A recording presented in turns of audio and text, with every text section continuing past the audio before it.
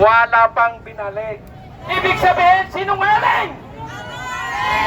Pangalawa, saan yung gold na deposit natin?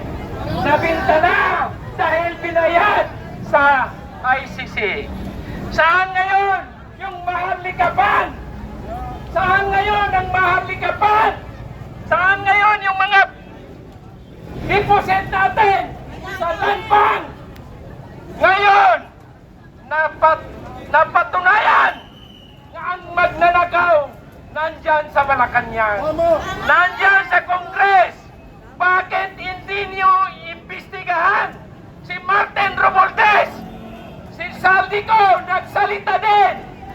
Ngayon, ang taong bayan ang nagpaupo sa iyo, Marcos. Ang taong bayan naman ang magpaalis sa iyo. Maawa ka naman! Ngayon, luluhod ng mga tala. Bakit po? Ngayon wala na si Bongbong Marcos. At ngayon, magliligpit ka na! Marcos, resign! Ipakulong na! Ipakulong na! Marcos! Assalamualaikum warahmatullahi wabarakatuh. Allahu Akbar! Allahu Akbar! Allahu Akbar! Allahu Akbar! Maraming salamat, Brother Gaspar Usman. Ngayon, pakinggan natin ang boses ng bagong generasyon ng mga kabataan na rinindigan para sa matino at malinis na panggobyerno. Boses ng kabataang Pilipino. Brother, ikaw na magpakilala at ikaw ay pawis na pawis sa iyong paninindigan. Okay, Assalamualaikum warahmatullahi wabarakatuh. Ahlan sa Rasulillah, mga kapatid ng mga Muslima at saka Muslim. Takbir! Allahu Akbar! Allahu Akbar! So, dalawang gabi na po. Ito na yung pangalawang araw namin dito. Doon kami sa kabila. Kaya kami po yung nag-aakit ng pagkain para sa lahat ng mga realista. So, ngayon, kaya nandito tayo para ipakita natin kay Bongbong Bangat na yan na yung galit natin. Yung galit natin. So, ngayon, umuulan. Umuulan na, di ba? Nalala niyo yung sinabi niya na imbis na pag umulan, iipunin daw yung tubig para sa tagtuyot, kakailanganin daw natin yun. Na naman, oh. Di ba? So, ngayon, Marcos, tatlo kayo, Marcos, nawawalan na ako ng boses. Please lang, mag-resign ka na! Mag-resign ka na! Mag-resign ka na! Mag-resign ka na! So ngayon, nandito na kami para ipapakita sa iyo, Bongbong Marcos. Nagsalita na si Saltico. Yung mga may saltik sa panunungkulan ng gobyerno, huwag na kayo magtago. Nagsalita na yung pangatlo nila, Bongbong Marcos Bangat. Hanggang dito na lamang po. Magandang hapon po sa inyo lahat. Sa lahat ng pumunta dito. Takbir! Allahu Akbar!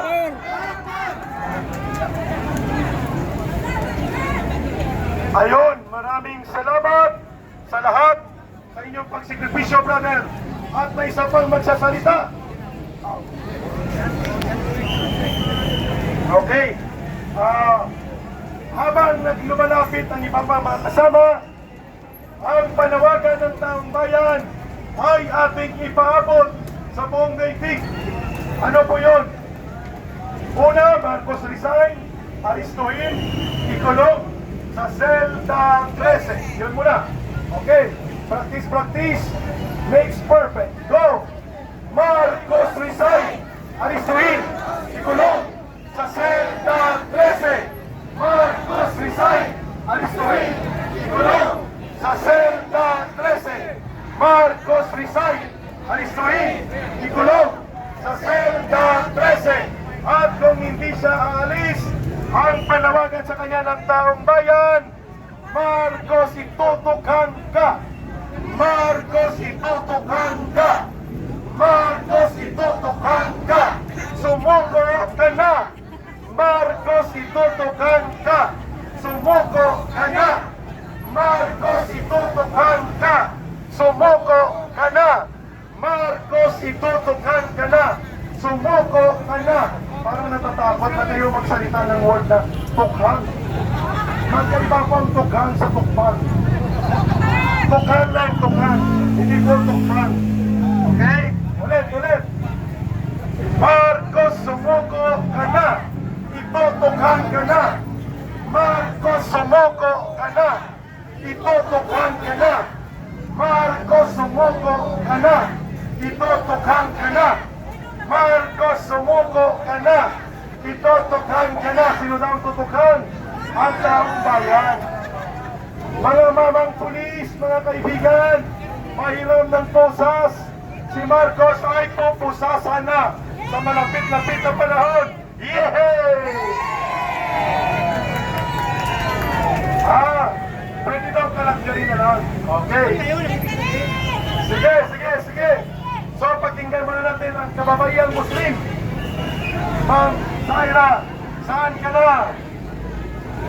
Saan na po ang boses ng kababayang Muslim? Pwede na po lumapit dito. Okay. Ngayon po. O, Zaira, nandito ka na. Zaira ang pakwan, kung wala, ikaw naman ang, balik ka na. Ay, hindi ko kilala, malapitin mo dito.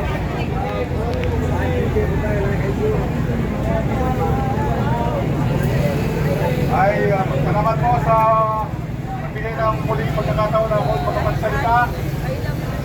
Usapan po natin ang kalikasan.